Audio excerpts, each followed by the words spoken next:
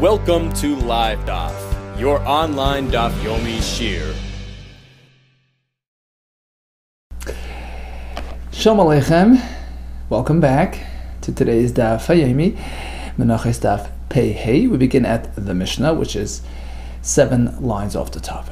So we learned yesterday that you're meant to seek the best possible material for your karbanos.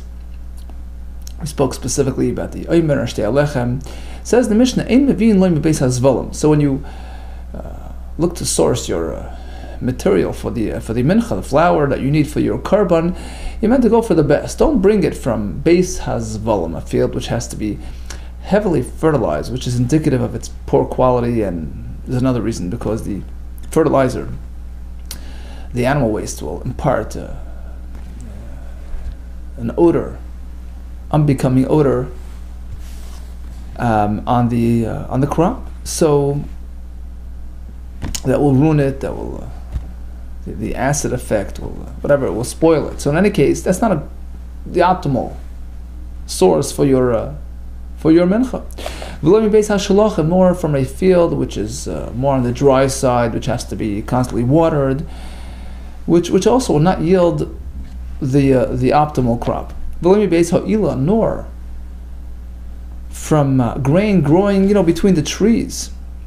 There are 2 reasons given for this. One is the shade of the trees will actually impede the proper development of the grain, or because the trees actually suck out, they divert the primary nutrients from the ground, which leaves the the grain with little to use. So these aren't the best places for your grain. If you may be kosher, that's the way it's supposed to, but if you use these materials, okay, it passes.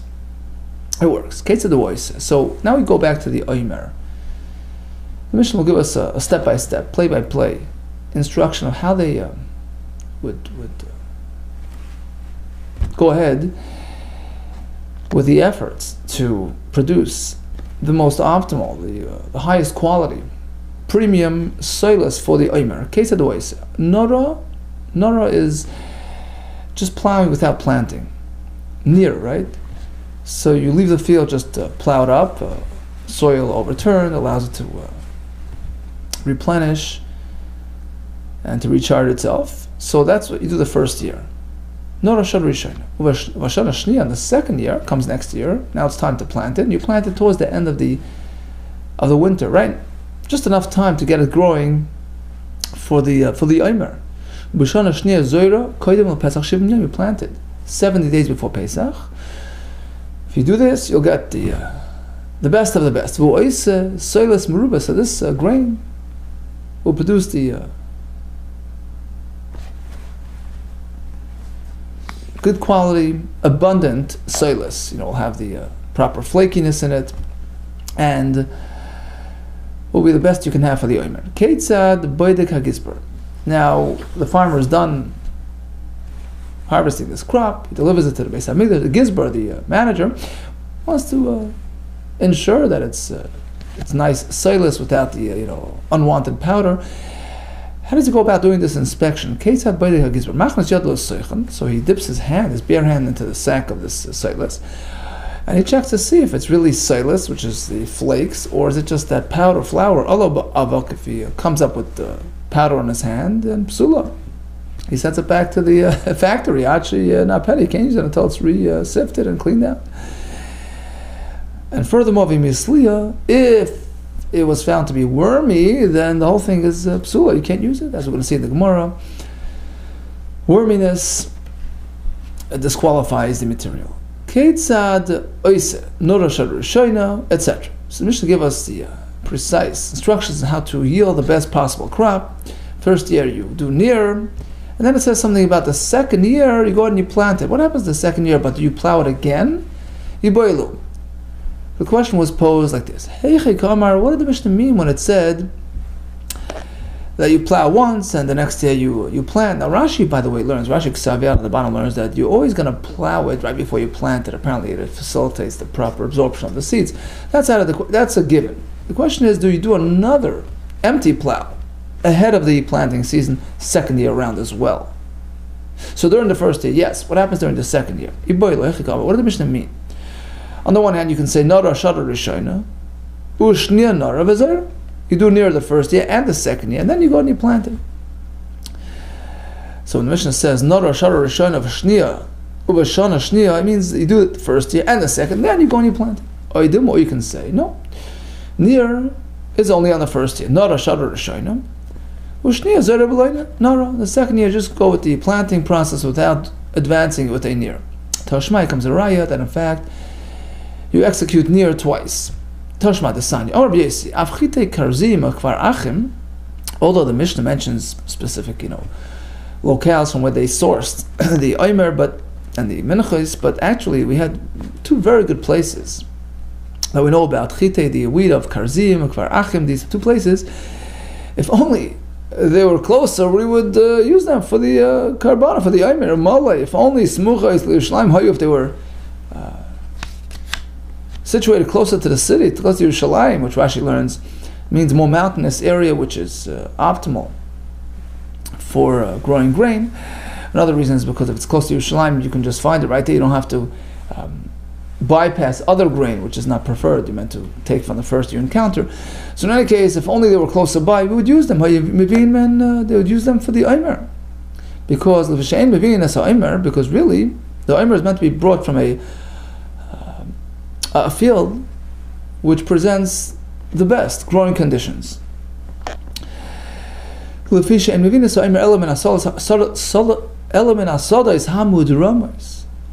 meant to bring it from fields which are to the south of Eretz Yisrael. Rashi learns situated in the south, and Tosfos learns facing, sort of sloping to the south. So it could be even the north, but it's sloping towards south, which will be exposed to more sunlight. Towards the end of the winter, the sun is primarily in the south. More Rashi explains later that the arc, right? The sun arcs around the south from east to west, and in the winter time it's a shorter day, so it just pretty much centers around the south, just rings around the south from east to west. This is when you're living around the equator in Israel. That's what it was. Versus, the north, sort of east-north towards west-north. That's a longer arc, which is only in the summer. Right? So in the summer, it's a bigger arc, starting more northward, coming down to south, and again arcing again to the north. But in the winter, it's a shorter arc, primarily based around the south. So it's got to be facing south. That's where it is, because remember, the planting took place towards the end of the winter.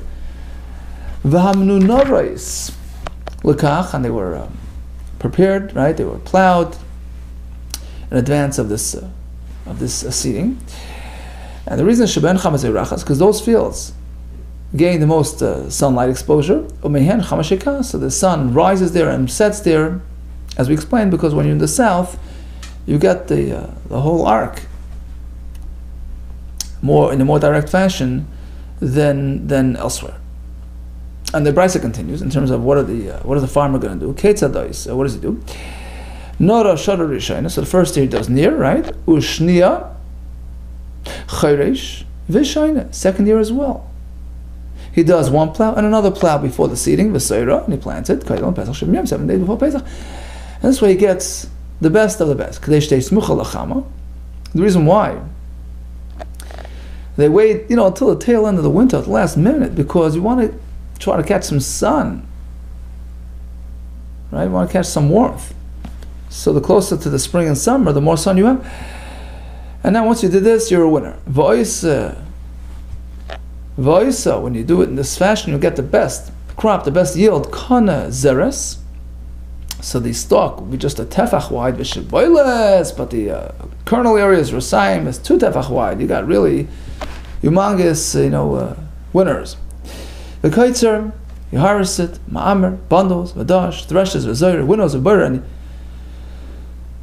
he picks out separates the pebbles of the teichen, grinds and racket, sifts, or maybe it's al gizbar, and finally, the big day, he brings it to the gizbar for the final inspection, for the certification. The gizbar, machan sol l'sechi, inserts his hand, as we explained in the Mishnah, also about avak. He discovers some powder. He says, back to the drawing board. Go ahead and sift it again. Mishum Rabbi Nasan Amru, name Rabbi Nasan. a different method of inspection was given. Gizbar Sachyad Hashem, the Gizbar would smear some oil on his hand so that it catches the powder, and he inserts his hand until he removes all the powder. In any case, what did the Brisa say? The second year he also does the extra plow. And actually, the Parshanut explained, it means that he does 2 plows before the plow that's done together with the seeding, which is not being discussed here. We're discussing what he does in advance of the seeding. So we assume that the Mishnah likewise requires a near to happen during the second year as well. Wait, Tameach says, well, 1 second. According to what you're saying, Masisin like Tani Shaina. Brisa, Tani Shaina. Either way, it's not going to reconcile with the Mishnah. At most, the Mishnah requires 1 plow the first year, another one the second year. And that's how you learn the words of the Mishnah, right? B'Rishoina, another Rishoina. B'Shniya on the second year as well, you do a near and then you plow. So at most it's just 1 near, but the Brisa clearly required 2 extra plows the second year around. So either way, it's not going to fit with the Mishnah. So how could you prove anything from the Brisa with respect to understanding the Mishnah? Holy Kasha says, that wouldn't be a question. That could be answered like this. Typically, 1 near is enough the second year. Kan ba'avud, if it's a properly cultivated field which is not overgrown with weeds, so 1 is enough. Kamashin avud, the Brisa is speaking about a wild, abandoned field, never, hasn't been taken care of too well recently. So an unmaintained field needs an extra plow to overturn the weeds and ensure that the removal of any unwanted interference. Okay, what's the bottom line regarding our question? Do we do near the second year or not? Because, as the Mefarshim explained, this explanation wasn't really so smooth to learn it in the Mishnah. We had all kinds of questions. Tashma, so here comes the conclusion. That actually the Brisa holds, we do not do an extra plow the second year. Near is only the first year and then you can plant it. The second year. Tashma the sun. Nor chetzia v'zera chetzia. Nor chetzia v'zera chetzia. So actually this Brisa gives us a slightly different system.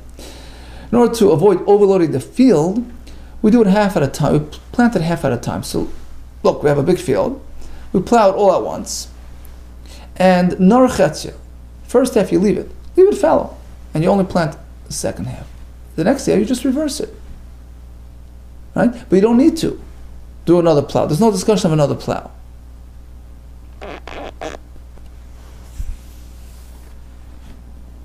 right? Because the second year all you do is 1 more plow before you seed the other half. So there's no extra plowing going on. Once again, Rabbi Yochanan instructs us on how to procure the best possible material for the Omer. The southern fields in Eretz Yisrael shel Menachos, Zeirachas, Menachos Shekas, which benefit from the most sunlight at that point of the year. Tanam, how can we find the same in the Brisa? The Omer would come from this place called Bikas Beis Mikla. The whole field yielded only 3 of Tvor, which actually, listen to this, it fits like a glove because that's exactly how much the material they needed for the Omer. So it was providentially matching for the Omer. And it was a southern field, which the sun would rise and set, right, like we explained. And you do this alternating system, nor chetzia, zera chetzia. The first year you plow it out and only plant half. The next year you reverse the system, nor chetzia, zera chetzia, and you have what you need. Reb Chilki Bar Tuvi, he had a little teeny field, Havalech Karnadari, a little corner, a little property. And it did very well because he followed the instructions provided by the Chachamim. You listen to the Chachamim, you have Atzlacha, not only in Ruchnis, even in Parnas and Gashmis, right? So he did half at a time, right? Nor chetzia, v'zera chetzia, nor chetzia, v'zera chetzia, v'avda achat trei. And it produced twice as much as you would typically expect. Not only that, it was the best quality, meant for connoisseurs. Maz malu lechite, you would sell a sweetless mida for the purpose of making soyless for the wealthy people. Back to the Mishnah. Wormy material cannot be used. So if most of the flour is found to be wormy, you can't use it. Likewise, if you have actual wheat kernels, mostly wormy, the whole thing becomes disqualified. Now, what does mostly mean? Most of the sack disqualifies the entire sack, or each kernel separately, most of it, this kernel, okay, so then the whole kernel is gone. But do we look at each kernel separately, so most of it is wormy, the whole thing is disqualified. Even the sa'ah, let's say you have a sack here that's mostly wormy, you can't use the entire thing, take it, we leave it unresolved. By Rava, here comes another question. Hikdishan, let's say he dedicated for hektish. He wasn't supposed to, he did. Now we know that if one is magdish, a blemished animal, there's a lav, he gets malchus. What about blemished wheat? And the pasuk says, "Menachos and a skim has to be tmimim, it has to be complete, it has to be unblemished, perfect quality, unwormed." What if he did? Hikdishan, mal sheyilka aleim mishum balmum. Does he get malchus as though he dedicated a balmum? Given the pasuk balmum dami, shall we say, since they're disqualified due to this deficiency, they are treated like blemished animals, so he gets malchus. Or then what you can say, ein balmum el behema. The concept of blemish and the malchus that comes along with that is only by an animal. So although this wormy stuff is not really suitable, but you can't technically call it a balmum, and there's no malchus. Take it, we leave it unresolved. Not Hassam, we find the same idea in a Mishnah regarding firewood for the Mizbeach. It has to be good quality without worms. Correlates. In fact, there was special kehanim dedicated, the Balimumin, those that couldn't do avodah, they would inspect, do a hands-on inspection of the firewood piece by piece. They found it to be wormy. When do we throw away the entire piece? Only if we're still moist. Rashi says because it gets squirmy in there. The snails. You can't clean it up and just use the rest. But if it's dried wood, so it's wormy, just give it a little scrape off, sand it down, and use the rest. So if it's moist, it doesn't really lend to that a proper clean. But if it's dry, go ahead and use the rest. By Rava, same question we had before. Suppose he was magdish, a wormy piece of firewood for the mizbech. Does he get malchus? Because he did a balmum as hektish. Given the pasuk balmum dami, shall we say, since it's disqualified due to this deficiency, it's like a balmum, and therefore he gets malchus. Balmum dami, or you can say, no, ein balmum. The concept of balmum is only by animals. Ela bebeima, take it. Okay, so we spoke about the process of farming your field in a manner that produces the best high quality material for the Menachos, specifically the Omer. We spoke about location and the seasonal preferences in terms of how to yield the best crop. Until now we spoke about flour. Now we proceed with a discussion regarding procuring, obtaining the best possible oil for the mincha. Mincha is comprised of two primary elements, which is the soilus and the shemen. Where do we find the best oil? Tekoya, a town in Israel called Tekoya. Alpha, that's the best place for oil. The shemen, that's in the territory of Asher, as we can see in the Gemara, which was blessed with an abundance of high quality oil. Okay, second best, Nila, is Regev, a place called Regev, Be'evar Yarden, in a district called Evar Yarden. Actually, it was on the west, on this side of the Yarden, in Eretz Yisrael, the west bank of the Yarden. Kol haaretz shares technically can bring from anywhere. And they would prefer these locations. Once again, ensure that it's not poor quality. Don't bring it from the heavily fertilized field, like we said before.